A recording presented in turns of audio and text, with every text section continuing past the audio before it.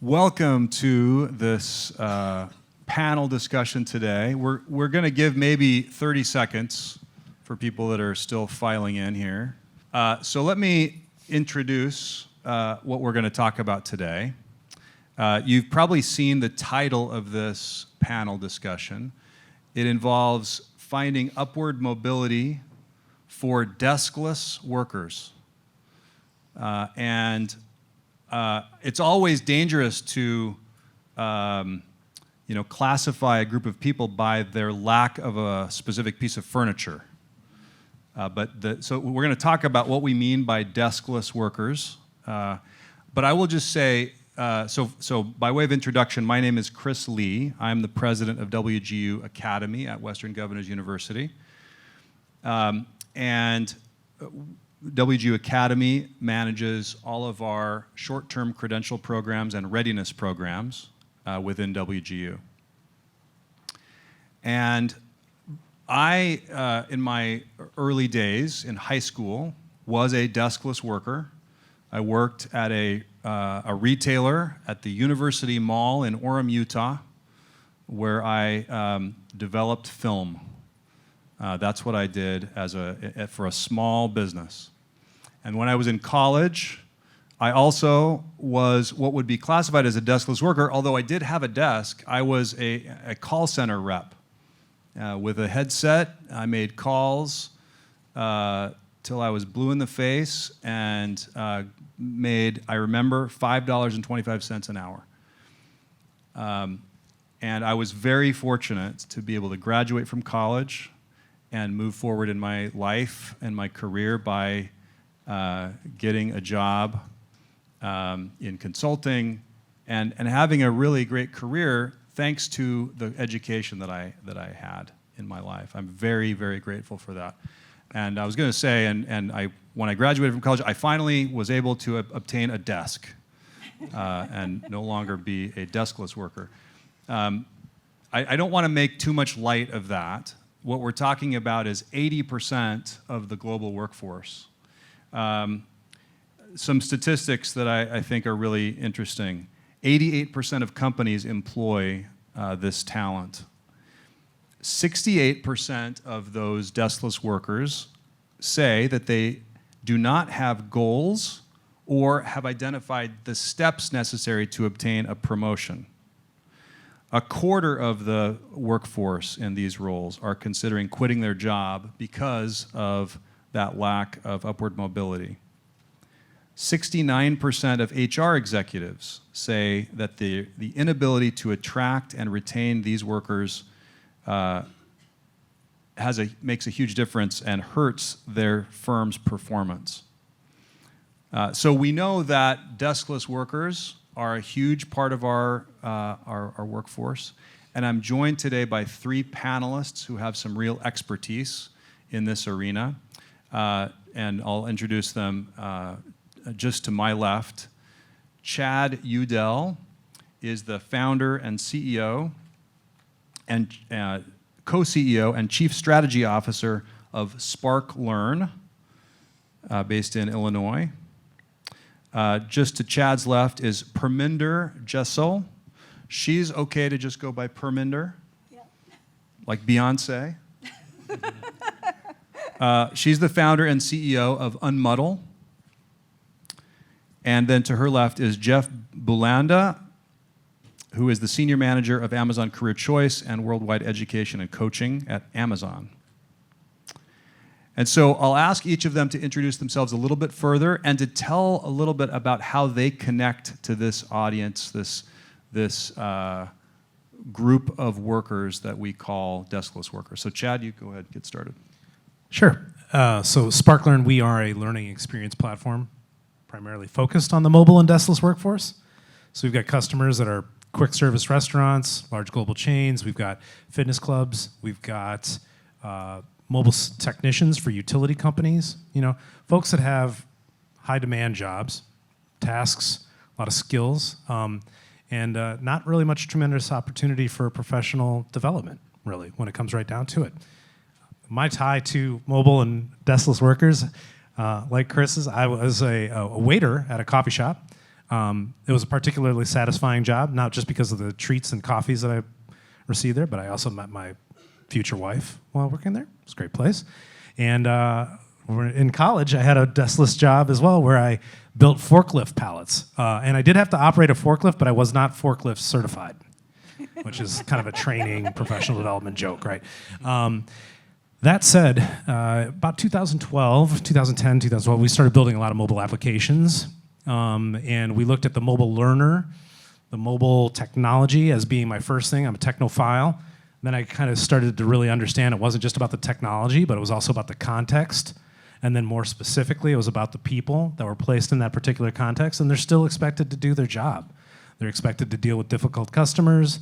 They're expected to be able to perform on demand and do things that are difficult. And we really saw this particular problem, I think, come to light very, very strongly during the pandemic, when really our entire economy was buoyed by the fact that we had these mobile frontline deskless workers. So it became really important to me, and that's kind of where SparkLearn started. Thanks, Chad. All right, Parminder. All right. Let's hear from you. Hi, everyone. So this whole idea of deskless workers, I'm going to start with that first. My very first job after graduating high school from India and coming to America to a community college in southwestern Iowa called Southwestern Community College. Of course, I needed to get some kind of job. And the job I got was, you know, it's called roadkill when an animal gets hit on a road. And, well, somebody's got to clean that up.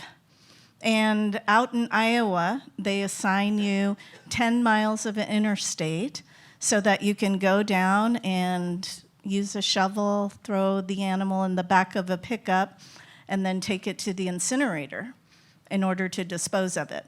That was probably my first deskless job, followed real quickly by asbestos removal at the community college that I was at. So, I think I can identify a lot, and college didn't help since I ended up in IT and without a desk again. So my name's Parminder, and I'm the CEO and co-founder of Unmuddle Skills to Jobs Marketplace. Shout out to Usid there, who's our CTO and my co-founder. And Unmuddle is founded and powered by America's community college and technical colleges. There's about 1,000 of them. Very specifically, it was founded by them so that employers could get access to hands-on technician and technologist talent. Less than 2 years, but more than high school, high skills jobs resulting in at least 55,000 or more, and having benefit plans, et cetera. And then at the same time, what Unmuddle does, for the employers, we do two things. Number one, we upskill, reskill internal talent into technician and technologist jobs. Number two, what we do is we help develop and create high-quality candidate pools for employers. That pushes the working learner forward, propels them into a high-paying job, while they're building credentials on the side, whether they're certifications, licenses, certificates.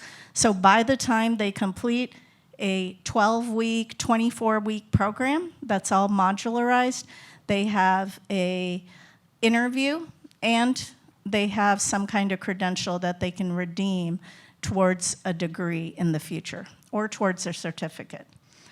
That's what we do.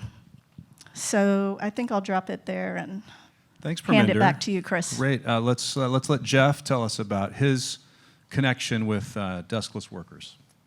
Yeah. Hi, everyone. I'm Jeff Belanda. So this topic is deeply personal for me. I was a deskless worker. On the day I turned 16, I worked at McDonald's, became a McManager. That funded my college living expenses. In fact, I took a train from University of Chicago up to Kenosha, Wisconsin. Throughout my sophomore and junior years, worked 24 hours over the weekend and then came back down. But it's more personal because my father was a deskless worker, a warehouse worker, until about 2 years ago when he retired at the age of 66.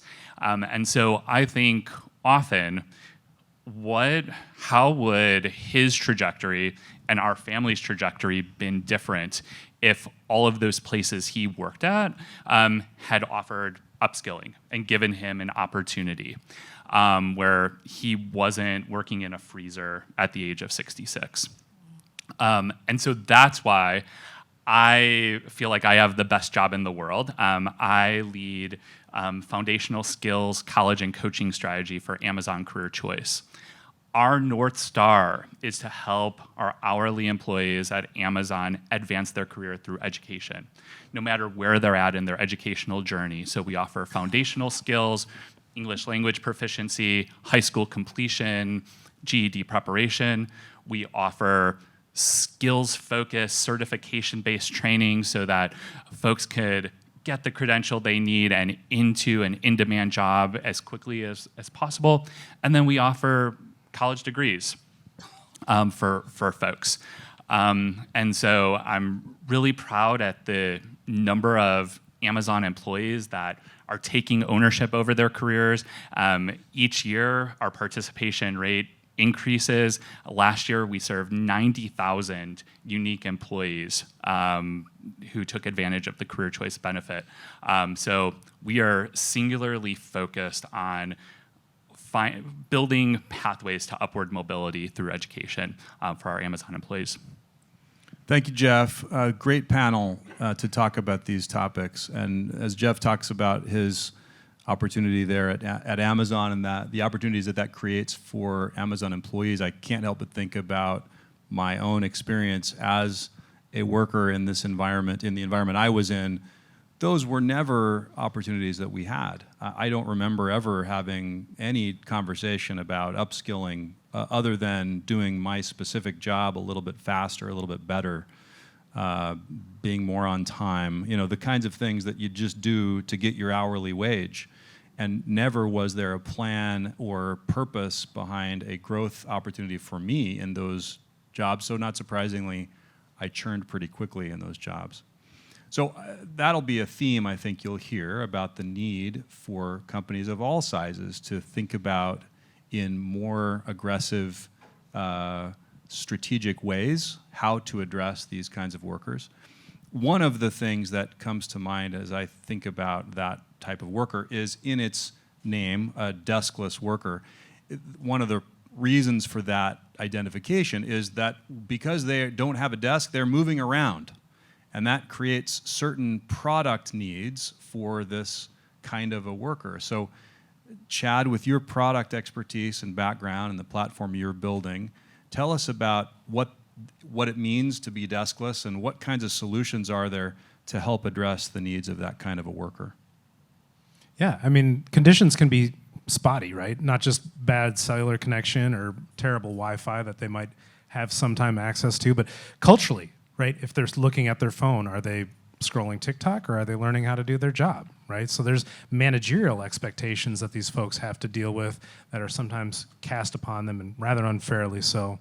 I think understandably, because these folks are also oftentimes the lower wage earners in the businesses, there's an unconscious bias or maybe a spreadsheet somewhere that says we should only spend X amount of dollars per individual. And so they're not afforded the opportunities to have great technology. They might be expected to use the same consumer-facing website. And if your store associate is only mildly more informed than the person that's looking at your .com property, what type of faith does that instill in you in order to ask them for a solution or an answer to a problem or competitive selling or upselling or cross-selling or any of the other types of things that these folks might be expected to do in those types of situations? So having a system that is always available, even if you're online, offline, semi-connected or otherwise, having something that's glanceable. You can look something up, maybe you can bookmark it, maybe you can annotate it, store it, share it, make it personal for yourself, as well as, in a lot of respects, education is obviously a vital part of this, helping people understand the products, services, things that they're offering there, but also using these platforms as an opportunity for engagement to bring the business into their pocket and therefore into their head when they're accessing this information, right? So having something that's much more based around the same sorts of metrics and measurements that you would see in marketing automation tools, as opposed to just straight up tests and assessments.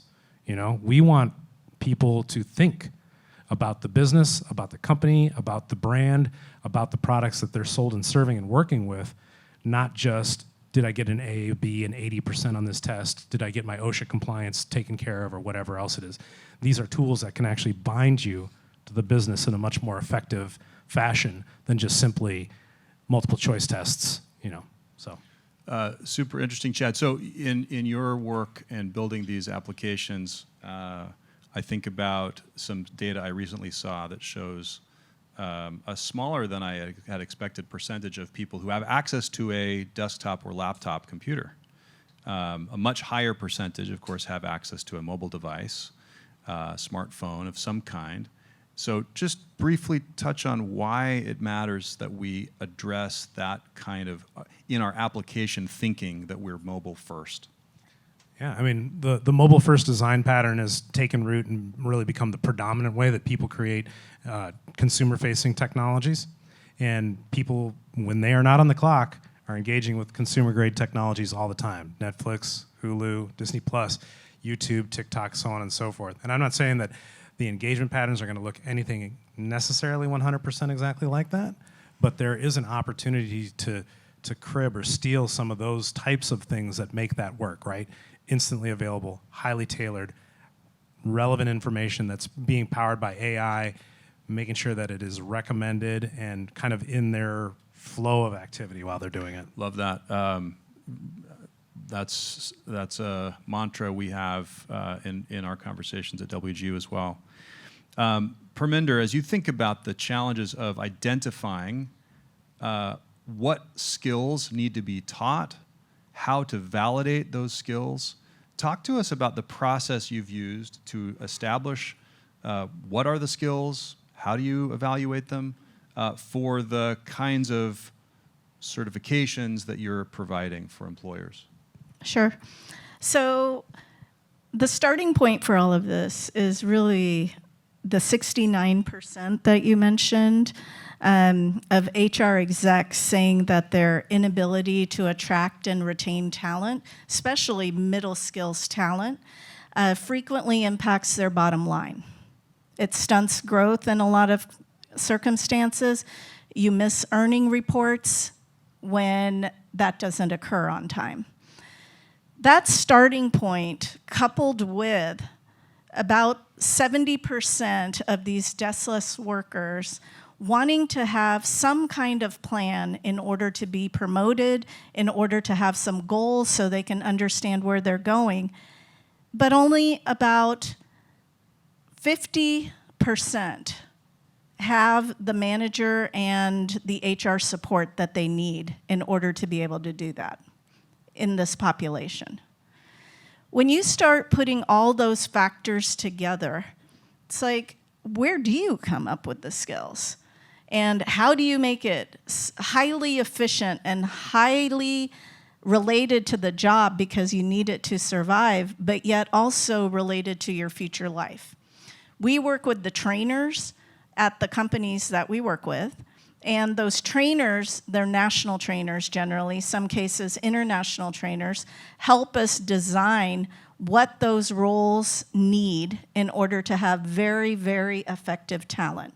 So we look at job performance, we look at what that output is on the job so that we're not wondering, is this curriculum, is this course going to result in anything?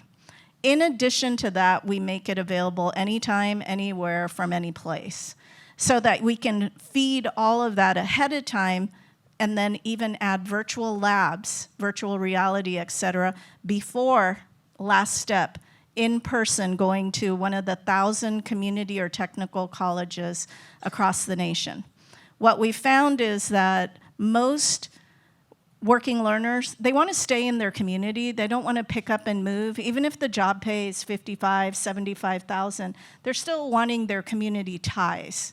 And therefore, being able to synchronize hiring plans at companies with the local demand that is required in a community at the right time so that people aren't just getting skilled up and have nowhere to go. So we kind of work that system from end to end in cadence with the employers that we work with. But I think, one thing that I wouldn't want anybody to ignore this fact is that the credential side of this is extremely important because that's the future. And so being able to get the credentials that are needed so that these employees, job seekers, workers, Deskless, I have a hard time with that they have a future no matter what company they're working with. Parminder, I'm fascinated by the design of your product, and maybe you could describe it. It sounds like you've got a partnership with some or many community colleges that I'm not sure if that's to validate the skills that your system is training or to provide stackable credit to help them move forward with associate's degrees. Describe a little bit more about your partnership with community colleges. Sure. I think it's a little bit broader than that, but it includes both those things. We have to remember people are people. They're social. They need a community to be able to learn in, to be able to have mentors out of. It's not all about the job. Not for anybody in here, I don't think it's 100% all about the job. So having a place to go, being able to connect with folks, having mentors, having real live folks who know what's going on in the day and individual of someone, and then being able to pick up the skills off the latest machines that employers are using so that it is something that's familiar, cuts down on not only all the regular stats of time to fill for an employer or the quality of a candidate pool, but also ensuring that once an employee starts at whatever company they're going to, they can hit the ground running quicker because they're already familiar with the skill set that they need to take in there with them. And being able to validate, that's part of it, because we can validate at any of the technical and community colleges across the nation to ensure that they'll be able to meet the job performance outcomes as needed. Thanks, Parminder. I'd like to hear more about that, but let's have Jeff spend a little more time telling us some of the nuts and bolts of the Amazon Career Choice program, the various kinds of solutions for this vast population of workers in, I can only imagine all the places that they might be, but I can certainly see images of these workers in fulfillment centers all over the world, preparing goods that come to my door, right, that many of us rely so much on. Tell us about those workers and about the solutions, a little more detail about the Amazon Career Choice solutions for those workers. Yeah, absolutely. So Career Choice is available in 14 countries. It is available for our hourly employees, which are primarily fulfillment center workers, but also include entry-level HR, IT roles, and a variety of job families represented. What I'd say is unique about Career Choice is, we extend the same principle of customer obsession that we have for Amazon customers to our employees. And what does it mean to build an employee-centric educational program? One, I think it's key to recognize the diversity of interests, starting skills, pre-existing credentials, learning preferences for employees. And so that's why we offer a suite of educational programs. Foundations for English language learners, those that need a high school credential, the short form skills-based programs, as well as college degrees.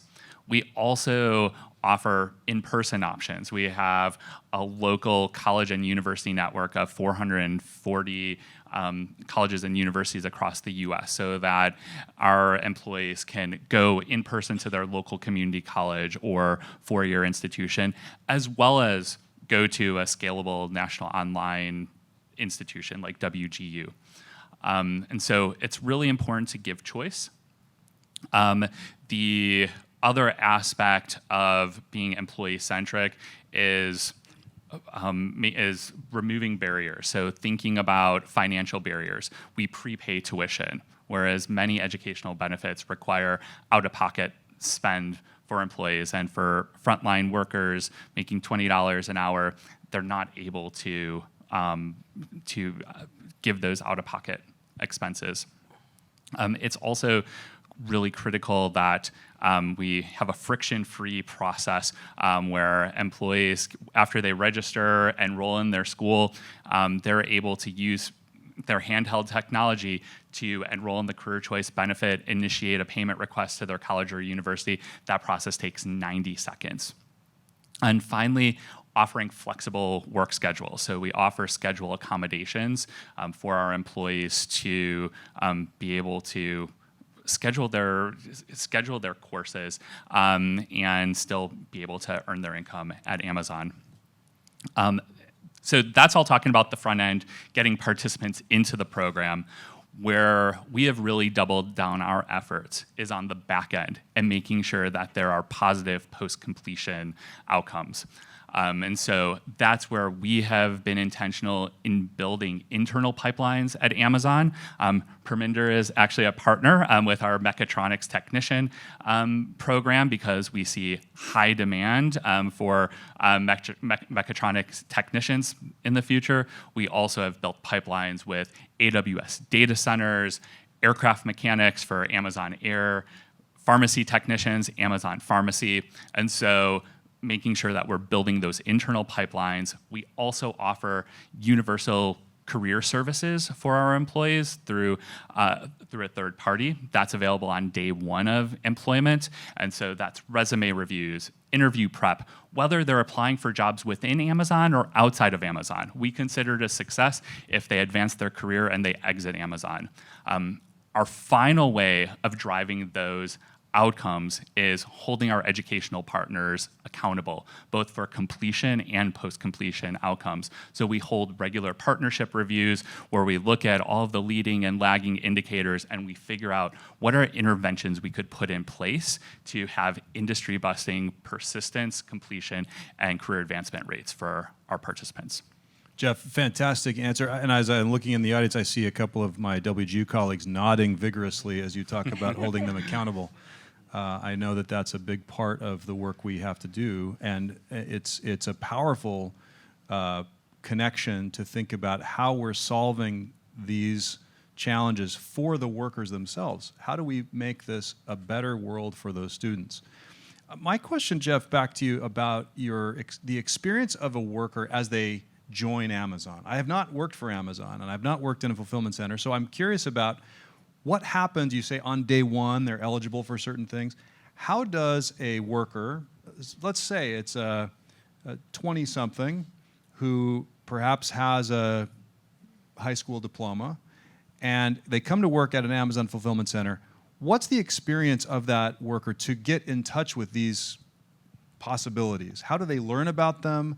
What do their managers do? What role do they play in helping make aware and then make progress for those workers? Yeah. So on day one of employment, as part of our training, and just like the new employees learn about their health benefits, they learn about career choice, and they're eligible for career choice on day 90.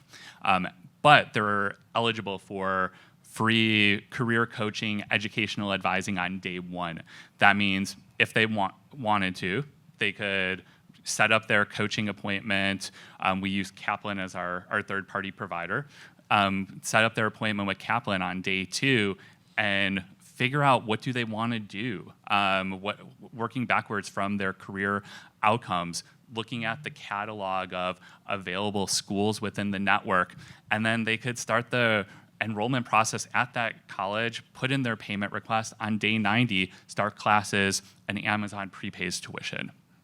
And we use a number of means of promoting career choice. We have regular education fairs, that WGU has been a part of, Unmuddle has been a part of, where hundreds of associates congregate with our different educational partners to learn about those opportunities. And it is definitely a development tool used by our frontline HR and managers. Fantastic, Jeff. Again, I think about those small companies I worked for do not have the resources or did not have the resources to promote such or create such a program.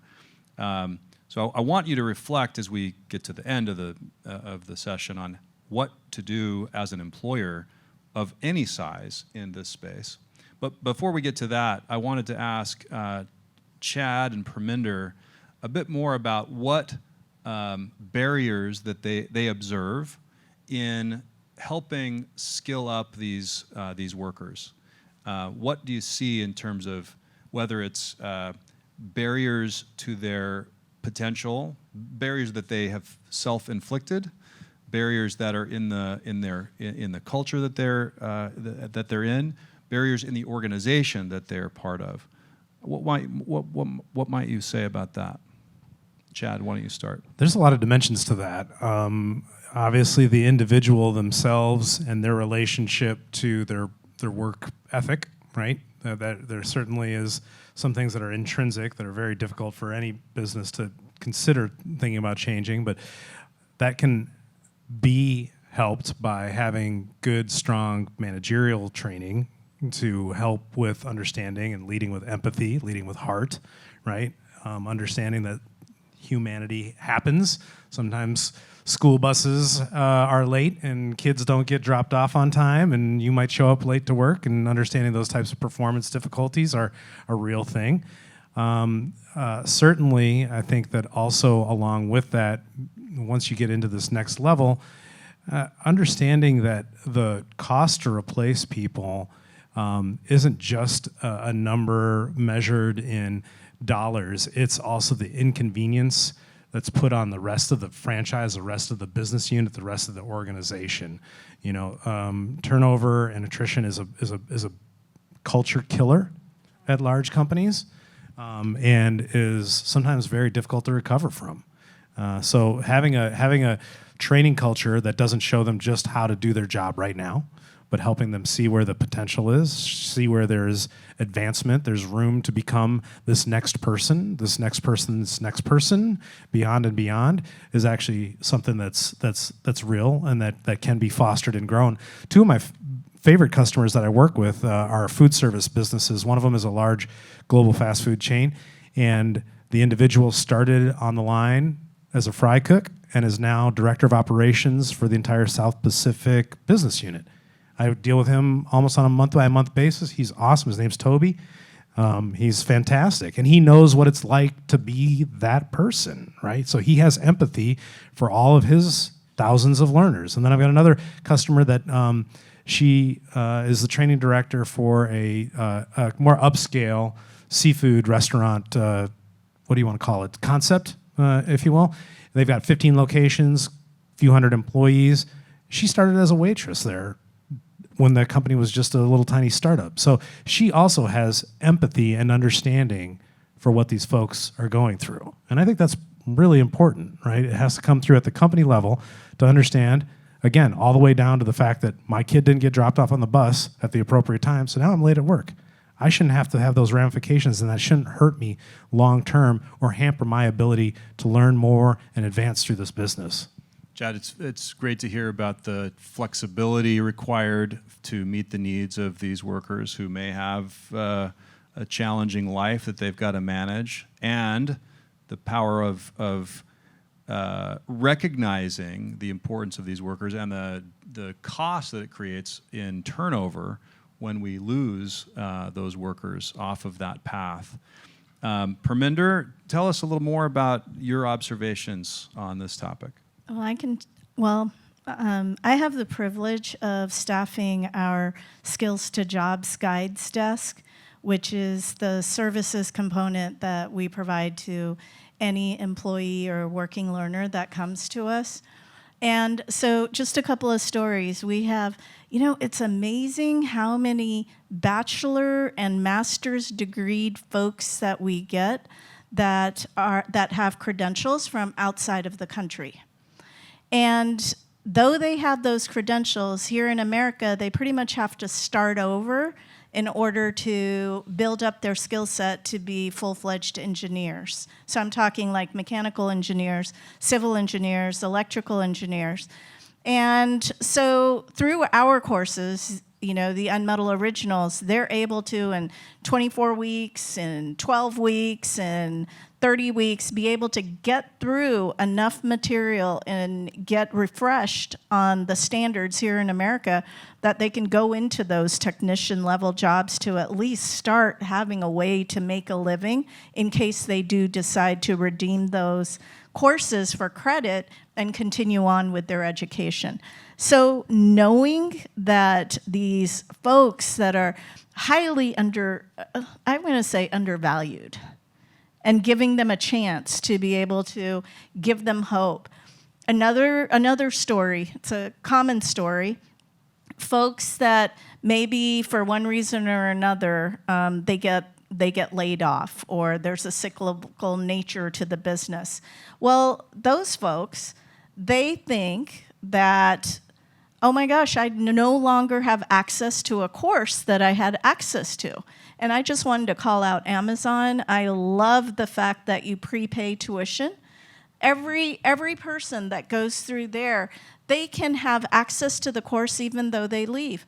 But there was one other piece that I think is even much more brilliant coming from Amazon, which is if any person, and if I say this right, gets employed by another company, it's still considered a success. 100%. That to me, go ahead. Oh, sorry. I didn't mean to That interrupt. to me is just absolutely amazing because now we're building a foundation for the people here in the U.S. And that's what we need to be doing. And that kind of role modeling that the company is doing is just amazing. Parminder, I wanted to reflect on, you said a minute ago that this worker, it's 80% of the global workforce, and you said earlier here that it's undervalued. Earlier, and just before the session, you had mentioned that you find this population to be unseen, a bit invisible. Can you just tell us a little more about your thoughts on that? Yeah, so I think it's really interesting because deskless workers it's a relatively new term, and it includes, as you all already know, middle skill mavens and the frontline workers, depends on what you call it. But I think one of the most difficult barriers, I guess, is the fact that when you're not at a desk and sitting in an office, you're invisible. And when you're invisible, you don't get the investment that's needed in order to help you set those goals, help have managers, help have HR to support you so that you can be upwardly mobile. And so, therefore, that invisibility is just such a huge barrier to all of us. When I was on the road picking up roadkill, nobody thought about us. Nobody thought about us when we're removing asbestos in a community college. But the people sitting at a desk, they got plenty of attention. Yeah, thanks for that. I think we can all, both from our own personal experience and from our own observations in our organizations, see exactly what you're saying. Jeff, as I think about, you've expressed the program Amazon has, but I want you to think about your father. This is a personal question, but the story of your father retiring from the freezer, it sounds like, where he was in a warehouse. And I think about all the resources that Amazon can bring to bear on this challenge, the opportunities that it creates with Amazon Career Choice. But now think about how you would design such a program for the kind of company that your father worked for. How does a company even contemplate getting from where they are today to where Amazon might be? Do you have any thoughts about that? Sure. I think there's definitely a business case to be made for investing in frontline employees. We look at different factors when it comes to ROI, from talent attraction to retention to employee satisfaction, and ultimately career movement into high demand roles within the company. Now, if a company simply cannot afford to invest in an education benefit like Amazon and many large corporations have, there are other things that they can do, including strengthening frontline manager capacity to provide career guidance. What we know to be true is a lot of times career conversations are very role specific about performance versus thinking about career pathways. To that point, the HR organizations, even in the smallest companies, could think about what is the career pathway for this frontline role? What happens afterwards? And inform the employee of those options. So I think it's really about building a culture of communication, a culture of career advancement, a culture of employee investment, but ultimately, companies will have to do that bottom line analysis of how much they're going to be able to invest per employee. That's great, Jeff, and good counsel to think about the culture holistically. We have a few minutes that we can take some questions from any of you that might want to ask. There is a microphone over here, and as you are thinking about a question you want to ask, I saw a hand go up already. Okay, great. I was going to ask a question to prepare you, but we've got questions already, several, it looks like. Could you grab the microphone or maybe come up to this microphone so that those that are online can hear? That's the, or if you want to ask it there, I'll repeat the question. Why don't you just do that? You want to do that? Yeah, I can hear you. I'll repeat the question for those that are later listening online.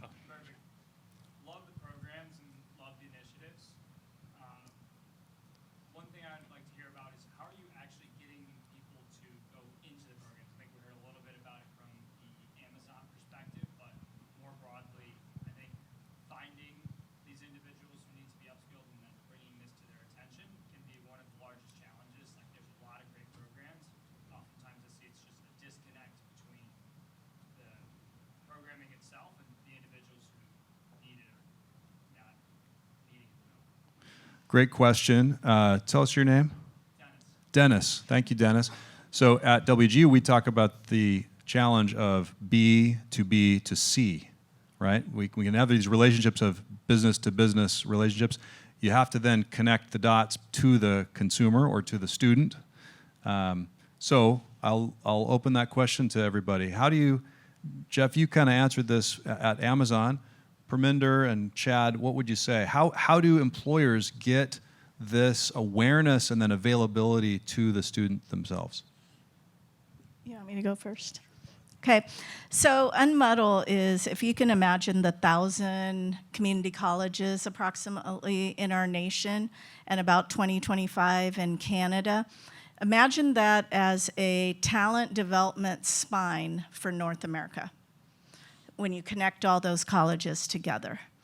So what happens is, in these local communities, the economic development functions, the chambers of commerce, the local community college, K through 12, they come together around what the aggregated demand is for different technician and technologist roles. Based upon that, the advertising that goes out, instead of advertising each community college, which may not be providing the best program with the best outcomes, or it may not be really the best college to be providing that curriculum, we make sure that the programs are consistent and standardized and they meet the job performance outcome, so they advertise us instead. And so Unmuddle becomes that gateway into the community and technical colleges for their Skills to Jobs network. So they do the advertising of Unmuddle. That's how we build those pipelines. So you're providing validation, and then they're actually doing the outreach to the consumer effectively who becomes a student. That's exactly right, along with their community. Okay. Any thoughts on that, Chad? I mean, our platform is intended to be rebranded to look and feel like the rest of the employer's communication materials. It's made available to them basically on day one, generally speaking, from when they enter the company. And while, yes, there are compliance aspects to training, take your OSHA training, take your sexual harassment training from an annual perspective, et cetera, our platform is intended to be used as what's known as a self-regulated learning environment. So people identify skills, topics, ideas, concepts that they may be interested in. And as new content is published in these particular areas, just like you get a push notification that when a series you're following has new episodes on Netflix, we do the same thing. We hit people directly in their pocket that there's new content that's available. You might have liked this, maybe you like this, that type of thing. It's, again, very much more like an engagement platform that has an educational component to it. Thanks. Jeff, do you want to add anything? Yeah. Yeah, the other thing I was going to add is I was a social worker before I came to Amazon, and so that's why I'm such a proponent of coaching, recognizing that a lot of our frontline workers have experienced educational trauma, and so they need a coach to help build up their self-efficacy. Also recognizing that access to career guidance is not equitable at all in this country. And so that's why we made coaching available on day one to equalize resourcing to intentionally think about what career options are available and how to make the best educational decision possible. So it's really important to take a holistic psychosocial approach, build an ecosystem of support, including engaging those managers, local HR, to bolster up employees to fully take advantage of programs that are available. Thank you, Jeff. I know there was a question out here. Would you like to? You're welcome to use the mic or just yell it out. Okay. I'm short. Okay. I'm Cynthia Hansen. I'm the managing director of the Innovation Foundation, which is the global corporate foundation of the Adecco Group. We've actually got a project now that's aimed at deskless workers between, say, 55 and 65 who have fallen out of work and are trying to get back in. So one of the things I'd love to hear from all of you is how do you take the learnings of what you're doing, which are for employed people, and apply that to people who are out of work and trying to get back in? I can't speak to that specific use case, but I do have a non-profit customer that we're currently onboarding right now that is looking to use our product in particular to increase digital literacy, coding skills, and a variety of career around technology, including like proper use of social media and refining your persona online so that you're more hireable, specifically focused at at-risk communities and people of color and things that have been typically underserved in that particular area. And they're primarily going to be doing that through some of their local EDC, Economic Development Council outreach and local employers associations. So they're using that as a channel for their messaging. So the very first day we opened Unmuddled Skills to Jobs Marketplace, we had a 14-year-old and a 64-year-old call in and ask for help. That helped establish our target audience, by the way. We don't serve anyone under 18 right now, but that's coming here in the next 18 to 24 months because you can legally work at age 14. The 64-year-old, retired vet, Army actually, was looking for the next career. I know this is a little bit outside of the age range almost that you're talking about. And he was looking for that next thing. Well, in Unmuddled Skills to Jobs Marketplace, there's courses that help you get into new jobs, futuristic type jobs like drone commanders, like drone repairers, or even oyster farm handlers. So in the marketplace, it's not just about only technicians. That's what we deal with employers with. But it's really interesting because employers also have a huge need for those same kind of data analyst all the way to truck driver or public utility folks as well. So anyway, that's how we do it. There's a whole bunch of courses out there, probably over 200 right now at any given time. Wait, oyster farms. Yeah, oyster farms. That was like a really weird one. I had never heard that you actually certify to kind of learn. I'm vegetarian, so I don't know any of that. Jeff, any thoughts on helping unemployed workers? Yeah, so Amazon is always hiring, and we see Amazon as being a great place to build a career. And so I think this goes back to my point of individuals being informed and intentional and thinking about what their next job is and asking about education benefits that are available, right? So at Amazon, you start off with a competitive wage, health benefits on day one, the list goes on. After day 90, you get access to career choice. And I was so excited. Last week, one of our top university partners gave me a list of December grads. We had a 21-year-old and every age up to a 56-year-old. And we've had 70-year-olds enroll in college using career choice. It's just been really remarkable folks that had started college at some point in their life where now that they had access to this benefit, they were able to resume their education. And so career choice, we see a wide distribution from 18 to 75-year-olds using it. Thanks, Jeff. That's inspiring. We've got time for one more question. About drone commanders. That sounds interesting. My name is Rachel. I work for Bright Horizons, and I lead the early education and curriculum department, so for 5 and under, and the professional development for the teachers and leaders, so 18 and all the way till they don't want to work anymore.